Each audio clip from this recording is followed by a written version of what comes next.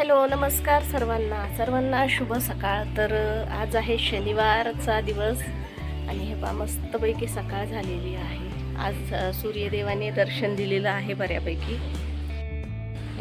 मस्त 8 सव्वा 8 वाजलेत। धुकं आहेच थोडंसं।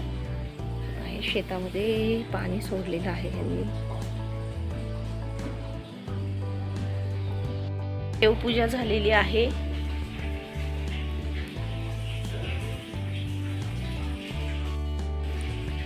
इकडे मी सकाळी सकाळी आंघोळ वगैरे करून देवपूजा करून घेतलेली आहे आणि ऋषभला विचारलं नाश्त्यात काय बनवायचं त्याचं ठरलं। दाजींना पण विचारून घेते। आहो दाजींनाही विचारून आप्पे खाताल का नाश्त्याला? दाजी आप्पे खाताल का? आप्पे नुसता चहा प्यायचा म्हटलं का बरं? विचारून बघूया। बनवतीये 5 मिनिटात। की मला चहाच प्यायचा। हे आप्याचं पीठ मी रात्रीच भिजवून ठेवलं होतं। 3 असे एक प्रमाणात 3 वाट्या तांदूळ, 1 वाटी उडदाची डाळ, अर्धी वाटी मुगाची डाळ, पाव वाटी चणा डाळ असं सगळं मिश्रण करून मी मिक्सरमध्ये बारीक करून घेतलं होतं दिवसभर भिजवून। आता त्यामध्ये मी मीठ टाकलेलं आहे। जर प्लेन आप्पे बनवायचे असतील साधे आप्पे तर तुम्ही त्यामध्ये फक्त मीठ घालायचे आणि हे बघा वरून तीळ घालते मी। तिळामुळे खूप छान होतात आप्पे, खमंग लागतात, एकदम खमंग छान रुचकर असे लागतात आप्पे। त्यानंतर मी थोडासा ओवा घालणार आहे। बरेच जण इन्स्टंट रव्याचे आप्पे पण बनवतात, पण जे आपण तांदळाचे वगैरे बनवतो असे टेस्टी होत नाहीत ते रव्याचे आप्पे। बघा तीळ आणि ओवा छानपैकी मिक्स करून घेतलेला आहे या बॅटरमध्ये, पिठामध्ये। नंतर थोडीशी बारीक चिरलेली कोथिंबीर टाकते मी।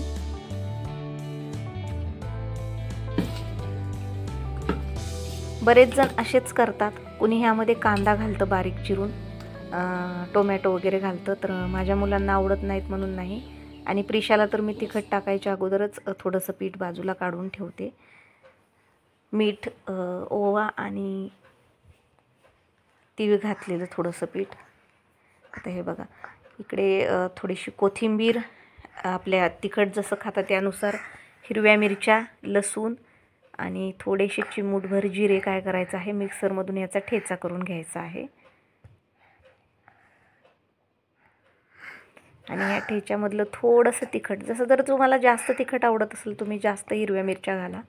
आम्ही कमी प्रमाणात तिखट खातो म्हणून मी आता हे बॅटर पूर्णपणे रेडी झालेलं आहे। हे पहा, आता मी याला थोडा वेळ झाकून ठेवते आणि इकडे मी बघा याची तयारी करत आहे चटणीची।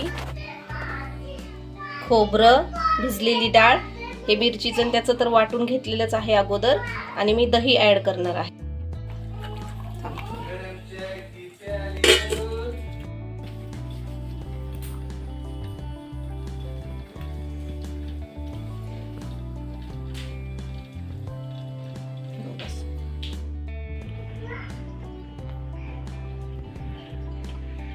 जसं नवऱ्याला कुटते तसंच ते टाकलं आणि मिरचीची गरज नाही, बडबड केली की आपोआप तिखट होतं। इकडं माझे आप्पे बनवण्याची घाई चालू आहे आणि इकडं प्रिशाचं पप्पांकडून ब्रश करून घेणं चालू आहे।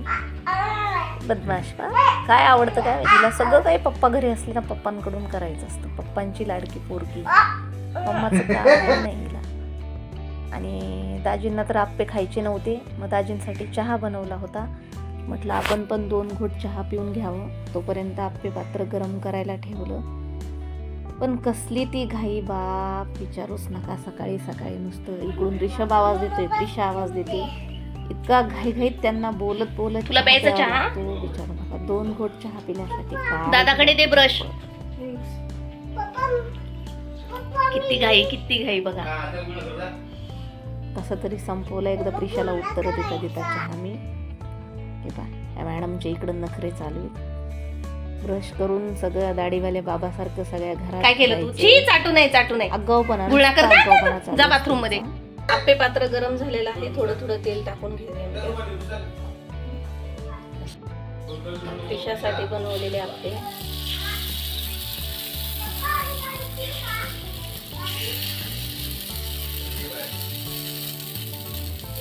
सध्या 4च बनवते प्रिशाचे। इकडं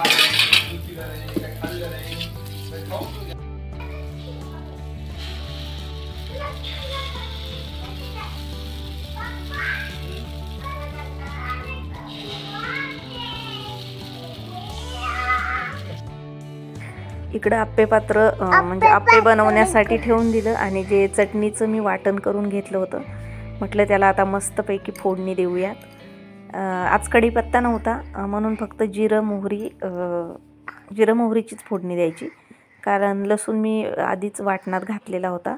आणि इकडे हे आप्पे 5 मिनटं झाले तर ह्यांच्यावर काय करते आता मी झाकून ठेवते ह्या पात्रावर.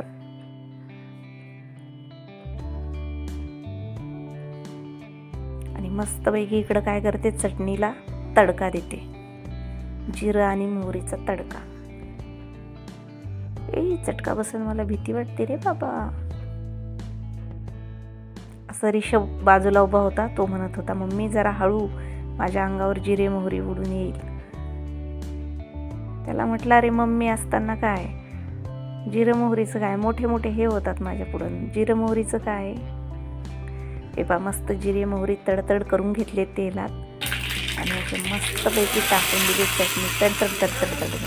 हां आला का तुम्हाला खमंग वास.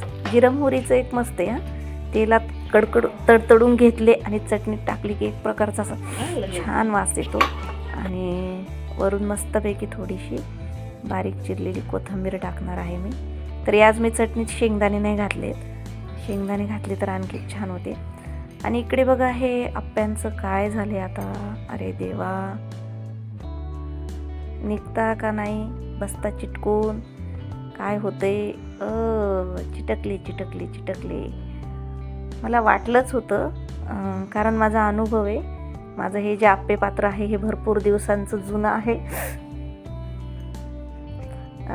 त्यामुळं ते बघा असे चिटकून बसले. जाऊ दे, टेन्शन नाही घ्यायचं. पहिलं पात्र जे आहे त्यातले आप्पे बऱ्याच वेळा माझ्याकडून बिघडतात, पण मी खाते ते नंतर. आता मी परत दुसरं आप्पे पात्र लावलं आणि ह्यामधले आप्पे बघा व्यवस्थितरित्या छान झाले.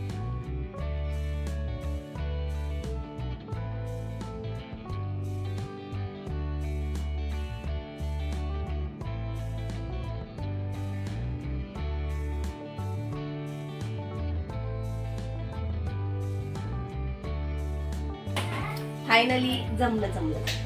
हे आम्ही बायका म्हणजे काय, रुकेगा नाही साला. केलं म्हणजे केलं, ते होतच, माझं ठरलेलंच आहे. पहिलं पात्र थोडंसं इकडे तिकडे होतं, नंतर मला तसे मस्त फुगलेत एकदम टमटम माझ्यासारखे. आणि आता खायला पण एकदम मस्त लागणार आहे.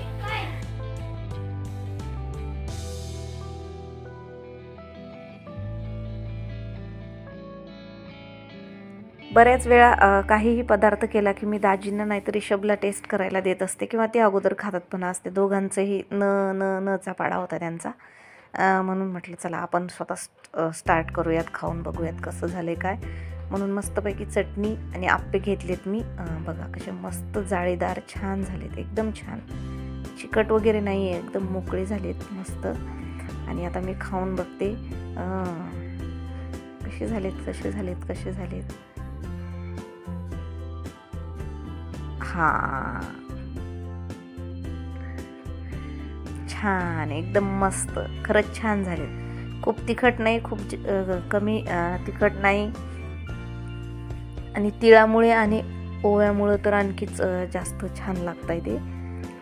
तर जास्त नाही, मी 1-2 आप्पे खाणार आहे, कारण की माझ्या क्लासची मुलं येणार आहेत म्हणून ती घाई आहे. तर तुम्हीही अशा प्रकारे आप्पे नक्की बनवा. एकदम सोपी रेसिपी आहे, छान हेल्दी आणि टेस्टी नाश्ता होतो.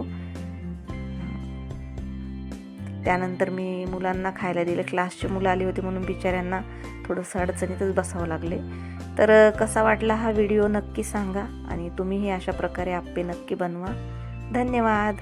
Bye bye. तुमचा दिवस आनंदाचा जावो.